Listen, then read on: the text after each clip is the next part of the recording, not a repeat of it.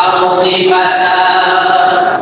একদিন ফিরাউন মূসাকে লক্ষ্য করে বলতে লাগলো, জানুনি আমাকে ছাড়ো, আব্দুল মূসা, আমি মূসাকে হত্যা করে দেব। কে বলল?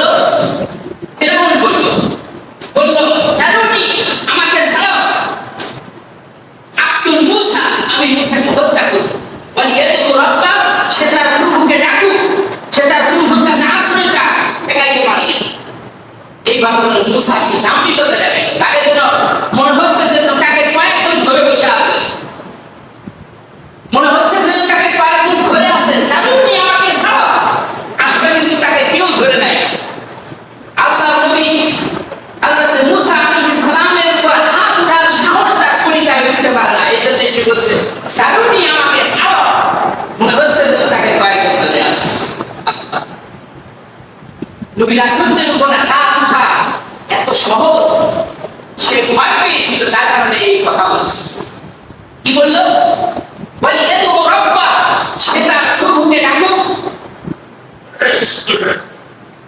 যে ঠেকাইতে পারে না, আমি তাকে হত্যা করব। এর কারণটা কি? সে বলতে লাগে ইন্নী আখাফু, আমি ভয় পাচ্ছি, আই ইউবাদদিলা দীনাকুম, যে তোমাদের এই দিন, রাষ্ট্রীয় ব্যবস্থা, এই রাষ্ট্রীয় শাসন ব্যবস্থাকে পরিবর্তন করে দেবে। অথবা সে একটা ফাসাদ সৃষ্টি করবে আমাদের এই দেশে। ফিরাউন মূসা আলাইহিস সালামকে এই ব্যাপারে দুইটি কথা বলল। কয়টি কথা? দুইটি কথা বলল। এক নম্বর কথা হলো যে বর্তমান রাষ্ট্রীয় ব্যবস্থা, যে নীতিমালা, যে হুকুম আহকাম, যে বিধান, যে সংবিধানের মাধ্যমে রাষ্ট্রীয় ব্যবস্থা পরিচালিত হচ্ছে, মূসা যদি আসে আর সে এই রাষ্ট্রীয় ব্যবস্থাকে পরিবর্তন করে দেবে, পরিবর্তন করার পরে আর একটা কি হবে? একটা ভাষা, একটা বিপর্যয়, একটা বিশৃঙ্খলা সৃষ্টি হয়ে যাবে। এটা হলো ফিরাউনের ধারণা ছিল। আসলে মানব রচিত বিধান দিয়ে, মানব রচিত সংবিধান দিয়ে, মানব রচিত নীতিমালা দিয়ে কখনো শান্তি, কল্যাণ প্রতিষ্ঠিত হতে পারে? আপনাদের ধারণা কি পারে? পশ্চিম কালেও পারে না। কিন্তু ফিরাউন এই কথা বলে বসেছে। মূসা তো এসেছে আল্লাহর পক্ষ থেকে নবী এবং রাসূল হয়ে, সে যে দিন, সে যে জীবন ব্যবস্থা নিয়ে এসেছে, এইটাকে যদি প্রতিষ্ঠিত করে, তাহলে আমার দেওয়া রাষ্ট্র পরিচালনার নীতিমালা সব ধ্বংস হয়ে যাবে। সে এই ভয় করে মূসাকে হত্যা করার পরিকল্পনা করেছে। যুগে যুগে যত ফিরাউন এসেছে, নমরুদ এসেছে, হামান এসেছে, আবু জাহেল এসেছে, নমরুদ এসেছে, তারা এই ভয়েই করেছে। তারা আল্লাহ তাআলার বিধান থেকে মানুষদেরকে বিমুখ করার চেষ্টা করেছে, আর তারা নিজেরা বিধান তৈরি করে সেই অনুযায়ী রাষ্ট্র পরিচালনা করার তারা সিদ্ধান্ত গ্রহণ করে রাষ্ট্র পরিচালনা করেছে, নিজেরা আইন তৈরি করেছে, হুকুম আহকাম, সংবিধান তারা তৈরি করেছে এবং সেই অনুযায়ী রাষ্ট্র পরিচালনা করেছে। এতে করে কখনো মঙ্গল আসে নাই, অথচ আরো অমঙ্গল সৃষ্টি হয়েছে। কিছু কিছু মানুষ এখনো আছে যারা ঈমান আনার পরেও আল্লাহ তাআলার বিধানের দিকে নিজেদের ফয়সালা গ্রহণ করতে রাজি নয়। এই ধরনের লোক আছে না? এগুলি হলো মুনাফিক, এগুলি তাগুতের অনুসরণ করে থাকে। আল্লাহ পাক সেই কথাই বলছে। আল্লাহ রাব্বুল আলামিন কি বলছেন? আলাম তারা ইলাল্লাযীনা ইয়াসআমুনা আন্নাহুম আমানু বিমা উনজিলা ইলাইকা ওয়া মা উনজিলা মিন ক্বাবলিক। বরং আপনি কি লক্ষ্য করেন না তাদের দিকে, যারা ঈমান এনেছে আর বলে আমরা ঈমান আনলাম, আমাদের পূর্বে যে কিতাব অবতীর্ণ করা হয়েছে এই কিতাবের উপর আমরা ঈমান এনেছি, আর আমাদের উপর যে কিতাব অবতীর্ণ করা হয়েছে তার উপর আমরা ঈমান এনেছি। কিন্তু তারা নিজেদের মীমাংসার জন্য সেই কিতাবের দিকে তারা নিজেদেরকে স্থাপিত করে না, নিজেদেরকে সেই কিতাবের দিকে, সেই কিতাবের হুকুম আহকামগুলি তারা মানতে রাজি হয় না। আল্লাহ পাক বলেছেন ইউরিদুনা আইয়াতাআলামু ইলা তাগুত, এবং তারা তাগুতের দিকে ধাবিত হয়। যে তাগুত, যে বিধান তারা নিজেরাই আবিষ্কার করেছে এবং নীতিমালা আবিষ্কার করেছে, তা নিয়ে তারা পরিচালনা করার রাষ্ট্র, সেই দিকে তারা ধাবিত হয়। অর্থাৎ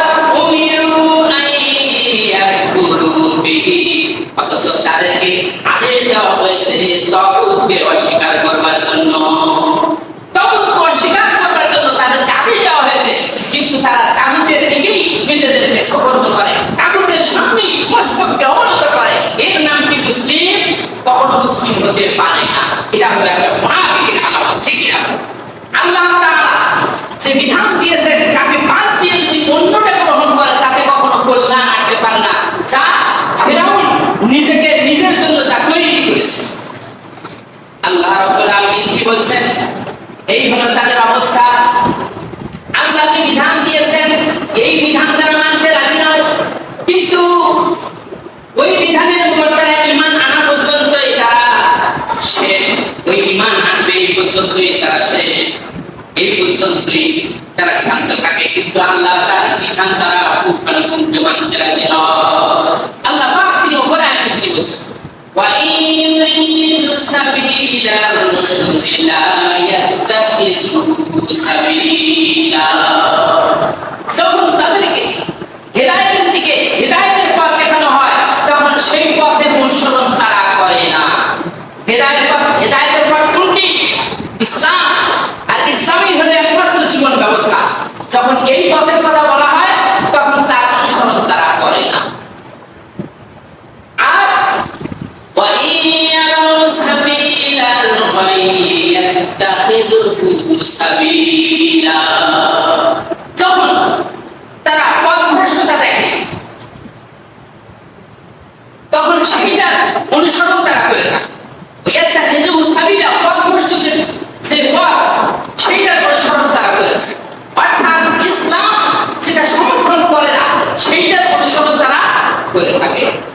সুতরাং ফিরাউন সে এই ভয় করেছিল যে যদি আমরা যে দিন প্রতিষ্ঠা করেছি, মানব রচিত বিধান দিয়ে মাধ্যমে যে শাসন কার্য পরিচালনা করছি, এইটা যদি প্রতিষ্ঠিত হয়ে যায় তাহলে আমাদের আর ক্ষমতা থাকবে না, আমাদের রাজত্ব থাকবে না। মুসা যেটা নিয়ে এসে এটা যদি আনয়ন করে তাহলে আমরা শেষ হয়ে যাব, এই ভয় সে করেছে।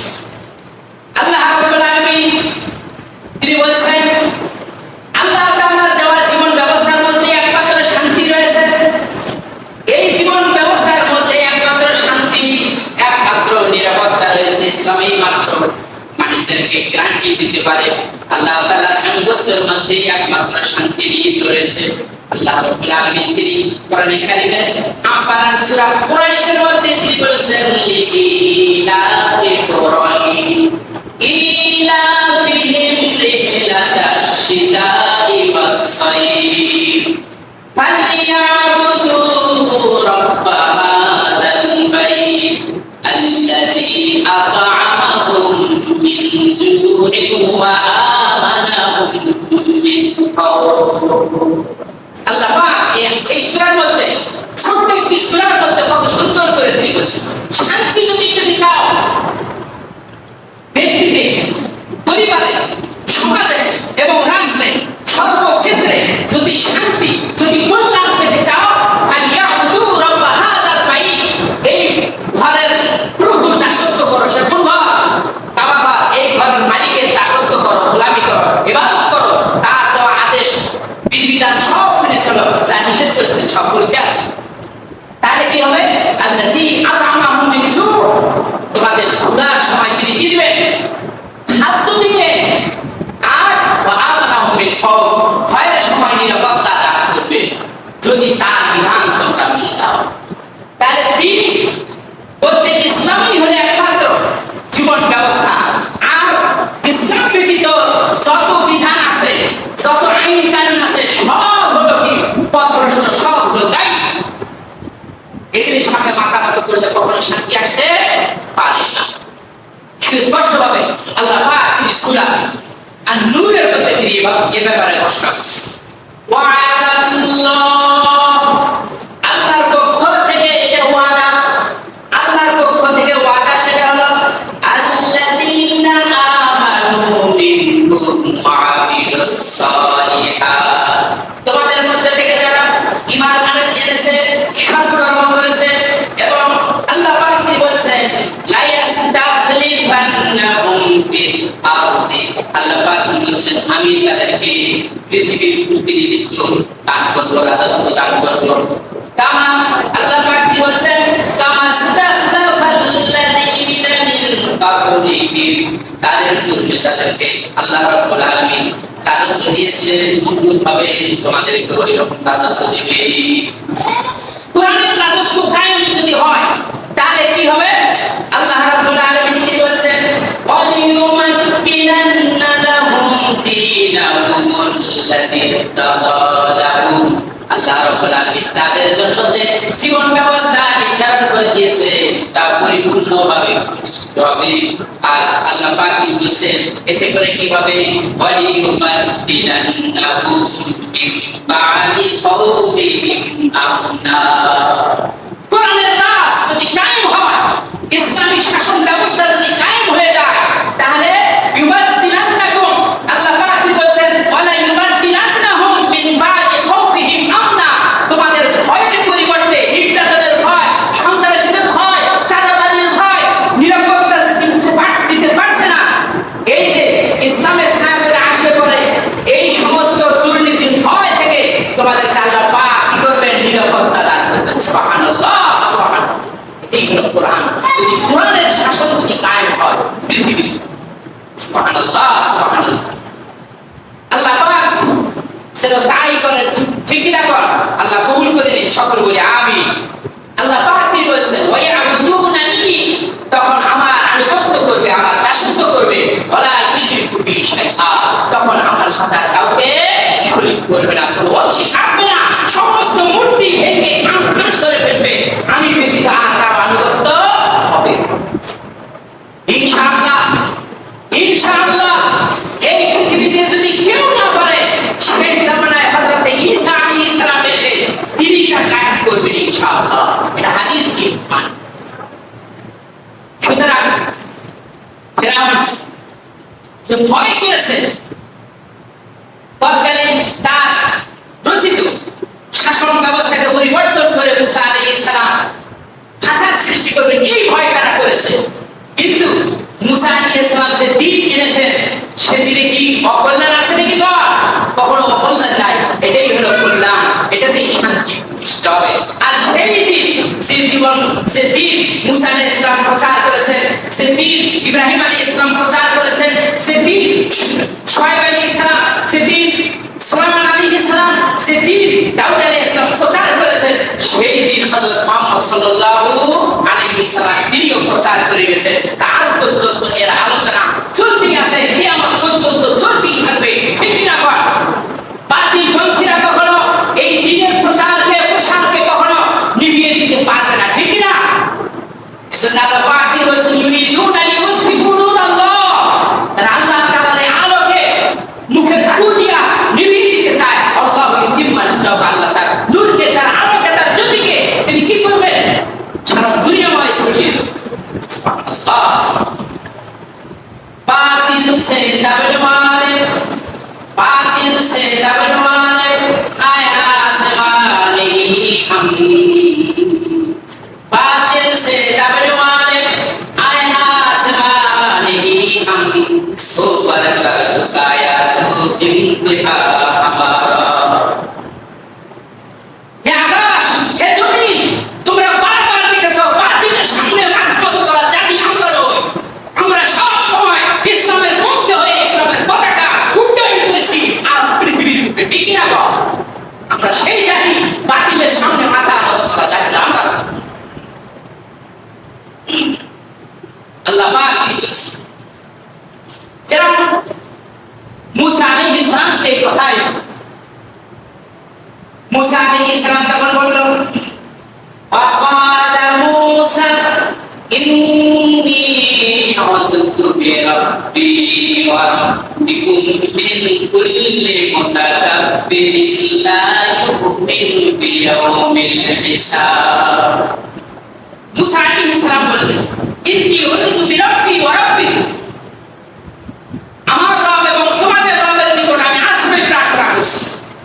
মিন কুল্লি মুতাকাব্বিরিন, প্রত্যেক অহংকারী, প্রত্যেক অহংকারী থেকে, লা ইউমিনু বিয়াউমিল হিসাব, যে হিসাবের দিন সম্পর্কে ঈমান আনে না, বিশ্বাস স্থাপন করে না, পরকাল দিবস সম্পর্কে বিশ্বাস স্থাপন করে না, আমি এই ধরনের প্রত্যেক অহংকারী থেকে আল্লাহ তাআলার কাছে আশ্রয় চাচ্ছি। হযরত মুসা আলাইহিস সালাম কার কাছে আশ্রয় চাইলেন? আল্লাহ তাআলার কাছে। যখন কোনো বান্দা আল্লাহ তাআলার উপর ভরসা করে, তখন বান্দার সাহস বেড়ে যায়। কি বেড়ে যায়? সাহস বেড়ে যায়। লক্ষ্য করে দেখুন, হযরত হুদ আলাইহিস সালামের উপর যখন ক্ষিপ্ত হয়ে গেল তার কওমের লোকেরা, হযরত হুদ আলাইহিস সালাম তিনি বলেছিলেন, ফাকিতুনি জামিআন সুম্মা লা তুনজিরু, তোমরা আমার বিরুদ্ধে ষড়যন্ত্রভাবে প্রচেষ্টা চালাও, আমার বিরুদ্ধে আমাকে একটুও সময় দিও না। আমি ভরসা করেছি এমন এক আল্লাহর প্রতি যার হাতের উপরেই তামাম পৃথিবীর মানুষের যা, আমি তার উপর ভরসা করেছি। সুবহানাল্লাহ। যখন বান্দা আল্লাহ তাআলার উপর ভরসা করে তখন বান্দার সাহস বেড়ে যায়। সুবহানাল্লাহ। আপনার আমার মালিককে আল্লাহ পাক, সুতরাং ভরসা করতে হবে তার উপরে। যত হুঙ্কার আসুক বিধর্মীদের কাছ থেকে, তা কখনো ওই হুঙ্কারে কখনো সত্যিকারের মুমিন বান্দা কখনো পিছপা হতে পারে না। লক্ষ্য করুন, একটা উদাহরণ দিই। আপনার গরুর গায়ে শক্তি বেশি না সিংহের গায়ে? সিংহের গায়ে শক্তি বেশি। এই সিংহ থাকে কোথায়? জঙ্গলে। আর গরু থাকে কোথায়? উন্মুক্ত মাঠে ময়দানে ঘাস খায়।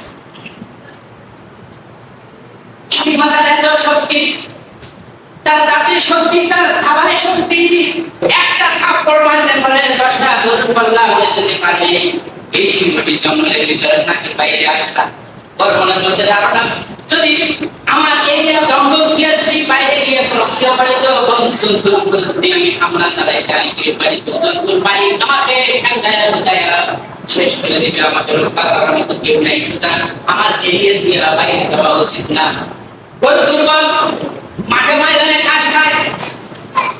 ওর মনের মধ্যে ধারণা, জঙ্গল থেকে যদি কোনো হিংস্র প্রাণী এসে আমার উপর হামলা চালায়, তাহলে আমার মালিক আমাকে রক্ষা করবে। সুতরাং হিংস্র প্রাণী আমার কোনো অত্যাচার করতে পারবে না। এই পৃথিবীতে যারা ইসলাম বিরোধী শক্তি আছে, ইসলাম বিরোধী শক্তিরা তাদের কাছে অস্ত্র আছে, টাকা আছে, পয়সা আছে, দরবার আছে, কত শক্তি, তারপরেও তারা আপনার গ্রাম দখল করে কথা বলে বাইরে আসে না। কিন্তু যারা আমাদের কাছে যারা অস্ত্র নেই, দল নেই, বল নেই, দুর্বল, তবুও বুক খুলে সাহস নিয়ে কোরআন এবং হাদিসের কথা বলা হয়, তারা যদি এসে আমাদেরকে আক্রমণ করে, আমরা ভরসা করি আল্লাহর প্রতি। যদি বাতিলপন্থীরা এসে আমাদের উপর হামলা চালায়, একমাত্র আল্লাহ রাব্বুল আলামিন তিনি আমাদের রক্ষা করবে। ঠিক কি না? আল্লাহ পাক তিনি বলেছেন, ওয়া কানা হাক্কান আলাইনা নাসরুল মুমিনিন, মুমিনদেরকে সাহায্য করা আল্লাহ তাআলার জন্য হক। সুবহানাল্লাহ। লক্ষ্য করুন, আল্লাহ রাব্বুল আলামিন তিনি কেমন সাহায্য করেন। সুবহানাল্লাহ। বিশ্বনবী মুহাম্মদ রাসূলুল্লাহ সাল্লাল্লাহু আলাইহি ওয়াসাল্লামকে হত্যা করার জন্য দারুন নাদওয়ার বৈঠকে আলোচনা হয়ে গেল, সিদ্ধান্ত হয়ে গেল রাসূলকে হত্যা করে ফেলবে। সেই অনুযায়ী তারা সিদ্ধান্ত অনুযায়ী তারা রাসূল সাল্লাল্লাহু আলাইহি ওয়াসাল্লামকে হত্যা করার জন্য ষড়যন্ত্র করল। এবং সেই অনুযায়ী রাসূল যে ঘরে শুয়েছিলেন, রাতের বেলা অন্ধকারের মধ্যে ওই ঘরকে ঘেরাও করে ফেলল। জিবরিল আলাইহিস সালাম এসে রাসূল সাল্লাল্লাহু আলাইহি ওয়াসাল্লামকে আল্লাহ রাব্বুল আলামিনের পক্ষ থেকে মদিনায় হিজরত করার পরে চতুর্দিকে কাফের বেঈমানরা দাঁড়িয়ে গেছে, বাইরে গেলে শেষ করে ফেলবে। আল্লাহ রাব্বুল আলামিনের পক্ষ থেকে মদিনায় হিজরত করার, তাই আপনি হিজরত করুন। মুহাম্মদ সাল্লাল্লাহু আলাইহি ওয়াসাল্লাম ঘুম থেকে জেগে উঠে আলীকে ডেকে বললেন, আলী রে, জিবরিল আলাইহিস সালাম এসেছিলেন, মদিনায় হিজরত করার কথা বলেছে, তুমি আমার বিছানার উপরে আমার চাদর মুড়ি দিয়ে অবস্থায় শুয়ে থাকো। সকালবেলা কাফের বেঈমান আমাকে হত্যা করার জন্য তারা পরিকল্পনা করেছে, তারা চতুর্পাশে দাঁড়িয়ে গেছে। সুতরাং তুমি আমার বিছানার উপরে আমার চাদর মুড়ি দিয়ে অবস্থায় থাকো, আমি মদিনায় হিজরত করলাম। হযরত আলী বললেন, ইয়া রাসূলুল্লাহ, আপনার বিছানার উপরে আপনার চাদর মুড়ি দিয়ে অবস্থায় আমি শুয়ে থাকবো, আর সকালবেলা কাফের বেঈমানরা যখন ঘরের ভিতরে ঢুকে আপনার বিছানার উপরে আপনার চাদর মুড়ি দিয়ে অবস্থায় আমি আলীকে মুহাম্মদ বলে কেটে টুকরো টুকরো করে ফেলবে। এতে করে আমার মনের মধ্যে কোনো বেদনা দুঃখ কিছুই থাকবে না, বরং এই তৃপ্তি থাকবে যে আমি আলীর জীবনের বিনিময়ে মুহাম্মদ বেঁচে আছে। সুবহানাল্লাহ। মুহাম্মদ সাল্লাল্লাহু আলাইহি ওয়াসাল্লাম তিনি এক মুষ্টি বালি হাতে নিলেন, এরপরে সূরা ইয়াসিনের 5টি আয়াত তেলাওয়াত করলেন, সমস্ত বালিকণাগুলি ছুঁড়ে মারলে সমস্ত বালিকণাগুলি কাফেরদের চোখের মধ্যে পৌঁছে গেল।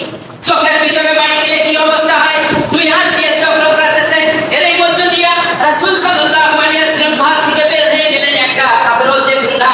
পরবর্তী সময়ে রব্বুল আলামিন ডেকে বলেন, ওয়া মা রামাইতা ইয রামাইতা ওয়ালাকিন্নাল্লাহা রামা। বলবি আপনি নিক্ষেপ করেন নাই, যখন আপনি নিক্ষেপ করেছেন সমস্ত কাফেরদের চোখে বালিকণা পৌঁছে দেওয়ার দায়িত্ব আমি আল্লাহ গ্রহণ করেছি। সুবহানাল্লাহ। রক্ষা করার মালিক কে? আল্লাহ। আমাদের মালিক কে?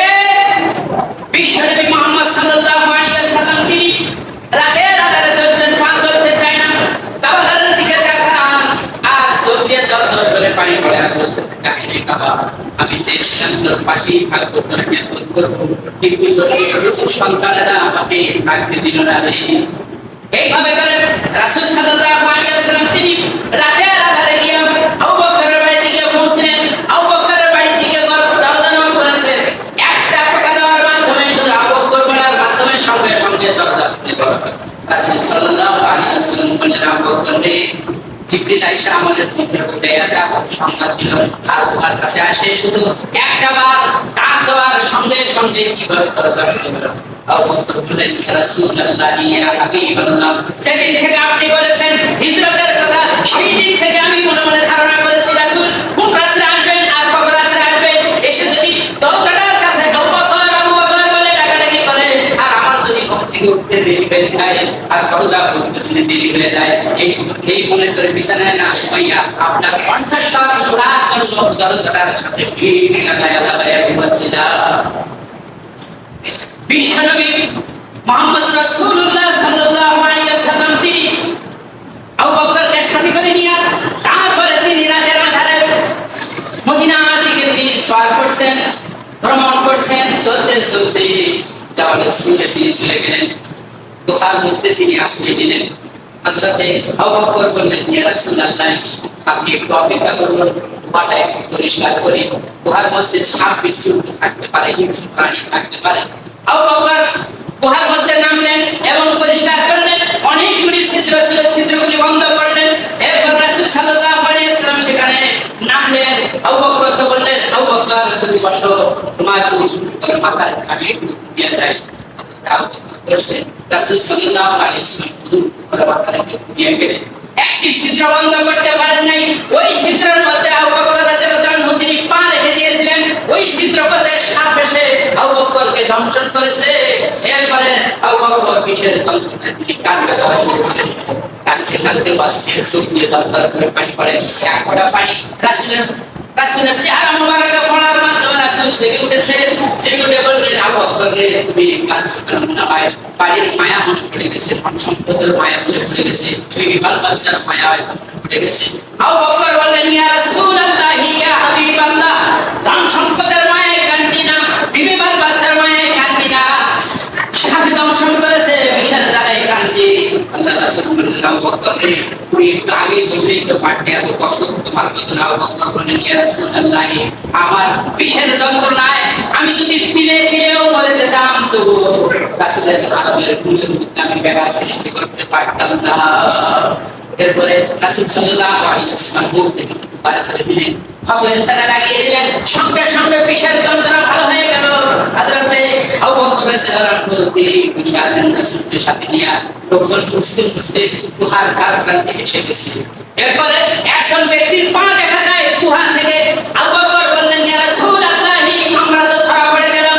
আল্লাহ রাসূল সাল্লাল্লাহু আলাইহি ওয়াসাল্লাম বললেন, লা তাহাজান ইন্নাল্লাহা মা'ানা। আবু বকর, ভয় করো না, নিশ্চয় আমাদের সাথে আল্লাহ আছেন। কে আছে? আল্লাহ। যে ব্যক্তি আল্লাহর উপর ভরসা করে যায়, আল্লাহ স্বয়ং তার হেফাজতকারী হয়ে যান। সুবহানাল্লাহ, সুবহানাল্লাহ, সুবহানাল্লাহ। এইরকম ভরসা করতে হবে আল্লাহ তাআলার উপর। যখন আল্লাহর উপর ভরসা করবে পুরো বান্দা, আল্লাহ রাব্বুল আলামিন স্বয়ং তার হেফাজতকারী হয়ে যান। সুবহানাল্লাহ, সুবহানাল্লাহ। মুসা আলাইহিস সালাম বললেন, ওয়াকালা মুসা ইন্নী উযতু বিরাব্বি ওয়া রাব্বিকুম, আমি তো আমার প্রভু তোমাদের প্রভুর নিকট আশ্রয় জবর নির্যাতন থেকে বাঁচাবে একমাত্র আল্লাহ। সুতরাং মিন কুল্লি মুতাকাব্বিরিন লা ইউমিনু বিয়াউমিল হিসাব, প্রত্যেক অহংকারী থেকে আমি আল্লাহর কাছে আশ্রয় প্রার্থনা করছি, যিনি বা যারা কিয়ামত দিবসে হিসাবের দিবস সম্পর্কে ঈমান আনয়ন করে না, এই ধরনের অহংকারী থেকে আমি আল্লাহর কাছে আশ্রয় প্রার্থনা করছি। সুতরাং আমি বলতে চাই, সব অবস্থায় আল্লাহ তাআলার উপর ভরসা করতে হবে। তার উপর সুখে দুঃখে সর্বক্ষেত্রে আল্লাহর উপর ভরসা করবে। আল্লাহ রাব্বুল আলামিন তাকে সাহায্য করবেন, তাকে সেভ করবেন, তাকে রক্ষা করবেন। সুবহানাল্লাহ। হযরত উদ্দানে ইসলামের ক্ষতি বাতিল মুক্তিরা করতে পারে নাই। আবু জেহেল রাসূল সাল্লাল্লাহু আলাইহি সাল্লামের ক্ষতি করতে পারে নাই। মুসা আলাইহিস সালামের ক্ষতি ফিরাউন করতে পারে নাই। ফিরাউনের আদালতে মুসা আলাইহিস সালাম নিষিদ্ধ ছিল, আবু জেহেলের আদালতে মুহাম্মদ সাল্লাল্লাহু আলাইহি সাল্লাম নিষিদ্ধ ছিল, নমরুদের আদালতে ইব্রাহিম আলাইহিস সালাম নিষিদ্ধ ছিল, আজিজুল মিসরের আদালতে ইউসুফ আলাইহিস সালাম নিষিদ্ধ ছিল। ওই বেঈমানদেরকে আল্লাহ রাব্বুল আলামিন দুনিয়া থেকে বিদায় দিয়েছেন, আর আল্লাহ রাব্বুল আলামিনের তাওহীদের ঝান্ডা আল্লাহ নবী রাসূলদেরকে আল্লাহ রাব্বুল আলামিন সাহায্য সহযোগিতা করে দিন প্রতিষ্ঠা করেছেন, তাদেরকে বেঁচে রেখেছেন।